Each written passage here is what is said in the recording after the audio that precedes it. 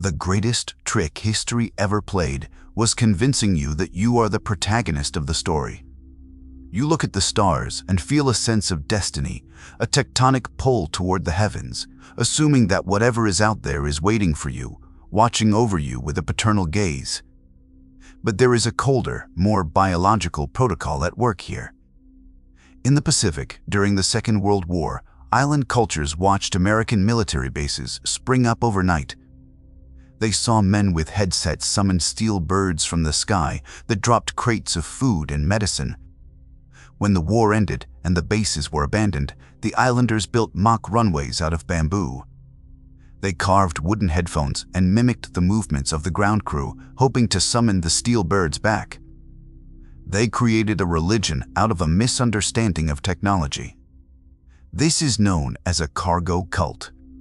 The atmospheric dread you feel when you look at the Great Pyramids or the lines of Nazca is the realization that we are doing the exact same thing. Our entire civilization, our religions, our rituals, our desperate prayers to the sky is nothing more than a bamboo runway.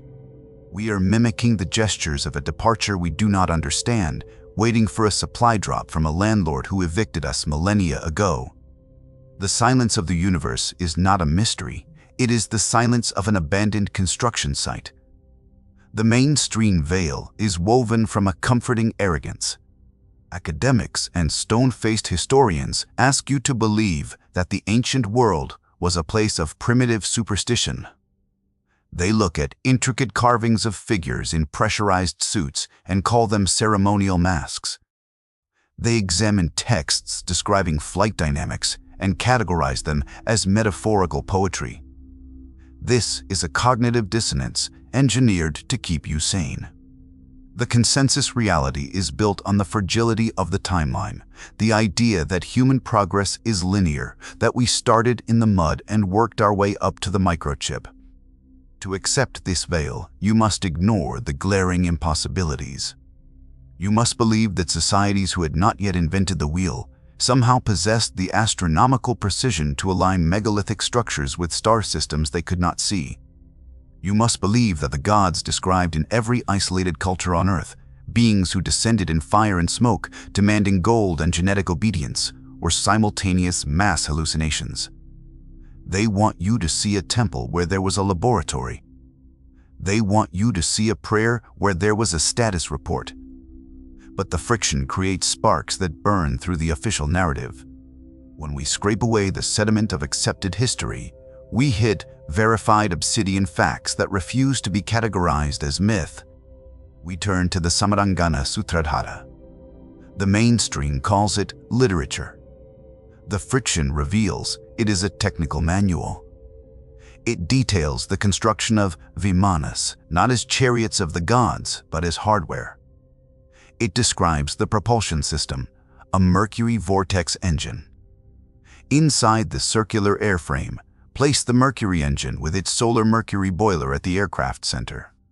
By means of the power latent in the heated mercury which sets the driving whirlwind in motion, a man sitting inside may travel a great distance in a most marvelous manner. This is not the language of a Bronze Age mystic high on incense. This is the language of aerodynamics and propulsion engineering.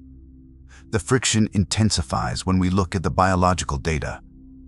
The Sumerian cuneiform tablets, specifically the Atrahasis, do not describe the creation of man as a blessing. They describe a labor dispute. The Igigi, the working-class gods, rebelled against their toil. The solution was not a miracle, it was a genetic modification. The text explicitly states that humanity was manufactured in a house of production to carry the yoke of the gods. We were verified as a workforce, not a family. Now, we begin the excavation. We descend into the chasm of the evidence itself. Imagine standing in the Hypogeum of Malta or the subterranean corridors of the Serapeum in Saqqara. The air is heavy, smelling of stale dust and the metallic tang of cold iron. You are looking at granite boxes weighing 80 tons, cut with a precision that modern laser measuring tools struggle to quantify. The interior corners are perfectly sharp, a feat impossible with copper chisels and stone hammers. Run your hand along the walls of the vitrified forts in Scotland. The stone has been melted into glass. This requires heat in excess of 1000 degrees Celsius, sustained for long periods. The mainstream suggests signal fires. The excavation suggests directed energy weapons. You can feel the vibration of the past here, not the chanting of priests, but the humming of heavy machinery. In the Mahabharata, there is a description of a weapon used against the Vrishnis and Anhakas. It describes a single projectile charged with all the power of the universe. It speaks of an incandescent column of smoke and flame as bright as 10,000 suns. It describes hair and fingernails falling out, pottery breaking without cause, and food becoming poisoned. We know these symptoms. We have a word for them in the modern lexicon: radiation sickness. The excavation unearths a terrifying reality where nuclear fallout is recorded as divine wrath. The forbidden evidence is not buried, it is radioactive. The Obsidian truth is the answer to the question, if they were here, why did they leave? The answer is the most disturbing redaction of all. They didn't leave because they ascended. They left because the project was finished. Or worse, because the experiment was contaminated. The gods were not moral arbiters, they were resource managers. They came, they harvested, they engineered a workforce to assist in the extraction, and when the gold was pulled from the veins of the earth, or when the war they were fighting elsewhere demanded their attention, they packed up their technology and left the biological machinery, us, behind. We are the discarded tools rusting in the backyard. The religions that dominate our world today are the distorted memories of their operating protocols. Sin was originally just non-compliance. Worship was maintenance. You are not a fallen angel trying to get back to heaven.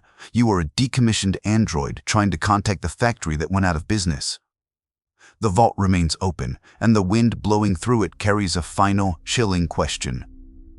If we are indeed a cargo cult, mimicry designed to summon the return of the masters, what happens if we succeed? What happens if the sky opens up, not to bring salvation, but to liquidate the assets of a failed colony?